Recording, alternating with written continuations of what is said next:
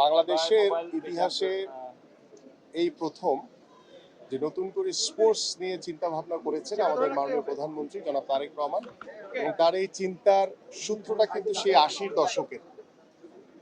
তার পিতা আমাদের শহীদ রাষ্ট্রপতি জিয়াউর রহমান 80-র দশকে যখন নতুন করে সাংস্কৃতিক অঙ্গনে নতুনভাবে সংযোজন করেছিলেন, সেই দিক থেকেই কিন্তু তার এই চিন্তা যে আগামীতেও আমরা নতুন করে স্পোর্টসের মাধ্যমে আমরা সারা বাংলাদেশ থেকে তৃণমূলের একদম যারা হয়তো বা নিজেদেরকে ওইভাবে এখন পর্যন্ত উপস্থাপন করতে পারেনি, সেই ছোট ছোট ক্রীড়াবিদদেরকে কিভাবে প্রতিভা অন্বেষণের মাধ্যমে তাদেরকে কিভাবে জাতীয় পর্যায়ে পরিচয় করিয়ে দেওয়া যায়, জাতীয় পর্যায়ে কিভাবে তারা অংশগ্রহণের মাধ্যমে নিজেদেরকে প্রতিষ্ঠিত করতে পারে একজন ক্রীড়াবিদ হিসেবে। আমাদের মাননীয় প্রধানমন্ত্রীর যে উদ্যোগ, যে ক্রীড়া হলে পেশা পরিবার পাবে ভরসা, আমরা খেলাধুলাকে পেশা হিসেবে প্রতিষ্ঠা করতে চাই, এবং সেই লক্ষ্য নিয়ে ইতিমধ্যে আমাদের জাতীয় ক্রীড়াবিদদেরকে পেশাগত স্বীকৃতি বাবদ ক্রীড়া ভাতা এবং ক্রীড়া কার্ড প্রদান করা হয়েছে। এবং আমাদের নতুন করে স্পোর্টসের মাধ্যমে আমরা সারা বাংলাদেশ থেকে তৃণমূল থেকে প্রতিভা অন্বেষণের মাধ্যমে তাদেরকে আমরা আমাদের যে বিকেএসপি রয়েছে সেখানে বিকেএসপিতে তাদের ভর্তি করিয়ে তাদের পড়াশোনা খেলাধুলার সকল দায় দায়িত্ব আমরা সরকার বহন করব। এভাবেই আমরা একটি দীর্ঘমেয়াদী পরিকল্পনা নিয়ে আমাদের নতুন করে স্পোর্টস কার্যক্রম শুরু হয়েছে। আমাদের যে প্রথম যে আসর সেটি আমরা আজকে আনুষ্ঠানিকভাবে উদ্বোধন করলাম, এবং আমাদের মাননীয় প্রধানমন্ত্রী 27শে জুলাই তিনি পুরস্কার প্রদানের মাধ্যমে আমরা যে আমাদের সমাপনী যে অনুষ্ঠান সেটি ইনশাল্লাহ সফলভাবে শেষ করতে পারবো বলে আমরা আশা করি। ইনশাল্লাহ দ্বিতীয় আসর আমাদের সেপ্টেম্বর থেকে আবার আনুষ্ঠানিকভাবে শুরু হবে। ইতিমধ্যে আমাদের দ্বিতীয় আসরের অনলাইন যে রেজিস্ট্রেশন কার্যক্রম 1 জুলাই থেকে শুরু হয়েছে, 2 মাস ব্যাপী থাকবে। আপনারা সবাই জানেন যে প্রথম আসরে প্রায় 1,68,648 জন অনলাইনে রেজিস্ট্রেশন করেছি, এবং তার ভিতরে প্রায় 47,000 প্লাস ছিল আমাদের কিশোরীরা, এবং কিশোর ছিল 1,21,000 সামথিং। এইভাবে আমরা তৃণমূলে চেষ্টা করছি যে আমাদের বর্তমান সরকারের বয়স প্রায় 5 মাস, আমরা 5 মাস পার করেছি। আমরা ইনশাল্লাহ 6 মাসের ভিতরেই যে আমাদের 180 দিনে যে কর্মসূচি রয়েছে খেলাধুলাকে পেশা হিসেবে প্রতিষ্ঠা করা, নতুন করে স্পোর্টস, আমাদের খেলার মাঠ, এত খেলার আয়োজন কিন্তু মাঠ কোথায়, সে মাঠের জন্য ইতিমধ্যে আমরা উদ্যোগ গ্রহণ করেছি। ইনশাল্লাহ আমরা ঢাকা শহর, ঢাকা অন্যান্য বিভাগীয় শহরগুলোতে এবং প্রত্যেকটি জেলা পর্যায়ে আমরা মাঠের জন্য ইতিমধ্যে আমাদের স্থানীয় সংসদ সদস্যদেরকে চিঠি দেওয়া হয়েছে। ইউনিয়ন পর্যায়ে আমাদের প্রায় 4,599টি ইউনিয়ন রয়েছে। আমরা আমাদের স্থানীয় সংসদ সদস্যদেরকে ইতিমধ্যে আমি নিজে ডিও লেটার প্রদান করেছি যে প্রত্যেকটি ইউনিয়নে একটি করে 8 বিঘা জায়গার উপরে যে একটি মাঠ তৈরি করা যায়, এবং সেখানে যাতে উন্মুক্তভাবে আমাদের ভবিষ্যৎ প্রজন্ম, আমাদের সন্তানরা যাতে খেলার উপযোগী একটি মাঠ তারা পায়, সেভাবে আমাদের ইতিমধ্যে পরিকল্পনা রয়েছে। ইনশাল্লাহ আমাদের জাতীয় শিক্ষাক্রমে আপনারা জানেন যে শিক্ষা মন্ত্রণালয় থেকে ইতিমধ্যে আমরা আন্তঃমন্ত্রণালয় মিটিং করে আমাদের শিক্ষা মন্ত্রণালয়ের সাথে আলোচনার মাধ্যমে, প্রাথমিক ও গণশিক্ষা মন্ত্রণালয়ের সাথে আলোচনার মাধ্যমে আমরা নতুন পাঠ্যপুস্তক সংযোজন হচ্ছে। এই নতুন করে স্পোর্টসের যে 8টি ইভেন্ট দিয়ে আমরা শুরু করেছি, এই 8টি সাবজেক্টের উপরে 8টি পাঠ্যপুস্তক লেখা হচ্ছে। সো আমরা আশা করি যে আগামী শিক্ষাক্রমে 4র্থ শ্রেণী থেকে যখন খেলাধুলাকে বাধ্যতামূলক করা হবে, এবং সেই নতুন পাঠ্যপুস্তকে আমাদের ভবিষ্যৎ প্রজন্ম তারা নতুনভাবে সেটিকে উপস্থাপন করতে পারবে নিজেদের কাছে। পাশাপাশি আমরা শুধু থিওরিক্যাল না, আমরা লিখিত পরীক্ষা যেমন থাকবে 40 মার্কসের, ঠিক 60 মার্কস থাকবে হচ্ছে মাঠে প্র্যাকটিক্যালি। কারণ আমরা চাই যে সারা দিনের ভিতরে আমাদের সন্তানটা যাতে একটি সময় হলো যাতে তারা মাঠে থাকে, এবং সেই মাঠে থাকার মাধ্যমে সে নিজেকে সুস্থভাবে গড়ে তুলতে পারবে। আমরা ডিভাইসের হাত থেকে আমাদের সন্তানদেরকে দূরে রাখতে পারবো, সর্বোপরি মাদক থেকে আমরা আমাদের এই যুব সমাজকে দূরে রাখতে পারবো, এবং সেটার অন্যতম মাধ্যম হচ্ছে খেলাধুলা। সো আমি আপনাদের যারা সাংবাদিক ভাইরা রয়েছেন, আমি আপনাদের কাছে সার্বিকভাবে সহযোগিতা চাই, এবং আমাদের যে লক্ষ্য রয়েছে যে আমরা আগামী 5 বছর পরে আমরা মনে করি যে আমরা জিরো থেকে শুরু করেছি।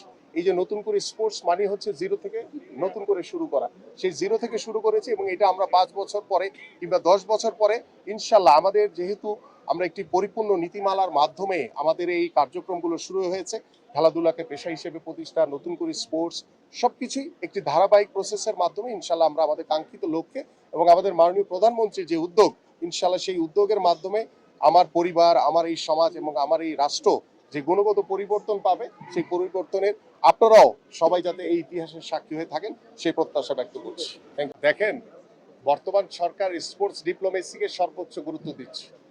আর ক্রিকেট যেহেতু আমাদের একটি মর্যাদার জায়গা, ক্রিকেট যেহেতু আমাদের বিশ্ব ক্রিকেটে আমাদের অত্যন্ত সুদৃঢ় একটি অবস্থান রয়েছে, সেই ক্ষেত্রে বিগত সময়ের একটি ঘটনাকে কেন্দ্র করে বিশ্বকাপ ক্রিকেটকে কেন্দ্র করে যে একটি টানাপোড়েন হয়েছে, আমরা দৃঢ়ভাবে বিশ্বাস করি। ইতিমধ্যে আমি নিজেই আমাদের যে ইন্ডিয়ান অ্যাম্বাসিতে আমি কথা বলেছি, তারাও আমাদের সাথে কথা বলেছে।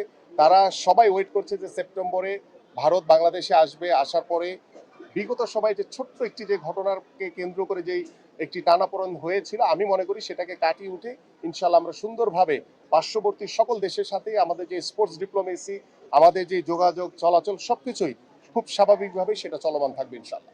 আমাদের ইতিমধ্যে আমাদের যুব ক্রীড়া মন্ত্রণালয়, আমাদের ক্রীড়া পরিদপ্তর থেকে আমাদের কমিটি না শুধু, আমাদের একটি নির্দেশিকাও তৈরি করা হয়েছে এবং সেই নির্দেশিকার ভিতরে সার্বিকভাবে সবকিছু দেওয়া আছে এখানে, যে আমরা ইউনিয়ন পর্যায় থেকে, আমাদের উপজেলা পর্যায় থেকে, আমরা জেলা পর্যায় থেকে, বিভাগ থেকে জাতীয় পর্যায়ে কিভাবে অংশগ্রহণ করবে এবং কিভাবে খেলোয়াড় বাছাই করা হবে এবং কিভাবে আমরা প্রতিভাবান খেলোয়াড়দেরকে বাছাই করব, টোটাল বিষয়গুলো এই নির্দেশিকার ভিতরে রয়েছে।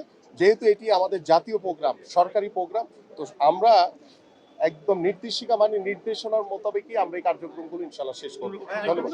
কোন আমাদের এই নতুন করে স্পোর্টসের মূল লক্ষ্যই হচ্ছে যে প্রতিভাবানদেরকে তুলে নিয়ে আসে এবং তাদেরকে আগামী 5 বছর 10 বছর মেয়াদি তাদেরকে এবং তাদের পরিবারের সকল দায় দায়িত্ব গ্রহণের মাধ্যমে কিন্তু আমরা সেই খেলোয়াড়দেরকে প্রতিষ্ঠিত করতে চাই যারা ভবিষ্যতে বাংলাদেশের ফ্ল্যাগকে বিশ্ব মানচিত্রে উপস্থাপন করবে।